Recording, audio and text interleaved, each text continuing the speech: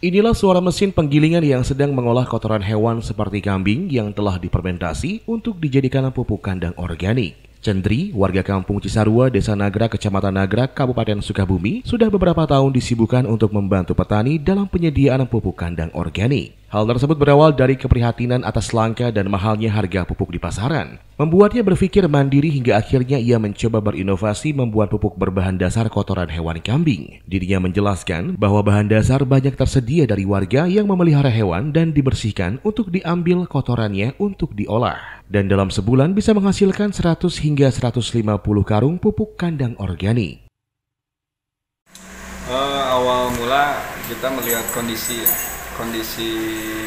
pupuk yang memang diproduksi oleh perusahaan saat ini mengalami kelangkaan ataupun ada beberapa pupuk juga yang mahal. Nah, di situ kita mulai berpikir harus membuat pupuk secara mandiri gitu. Ya, salah satunya kita mengelola dari kotoran kambing. Untuk prosesnya kita pengomposan seperti pada umumnya ya gitu, kita fermentasi, lalu kita olah, lalu kemudian kita giling, dihaluskan.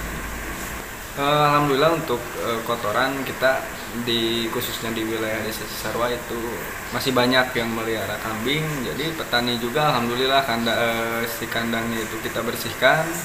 Jadi kita tidak mengeluarkan biaya yang besar untuk pembelian kotoran kambing. Untuk kita satu bulan bisa mencapai 1.000 atau 1.500 karung lah, tergantung dari pengeringan itu sendiri, penjemuran. Sementara itu, pupuk kandang hasil olahannya ia salurkan ke petani hortikulturan sekitar dan juga toko-toko bunga. Dari Nagrag, Kabupaten Sukabumi, Muhammad Ujang Heriaman melaporkan untuk Dinamika.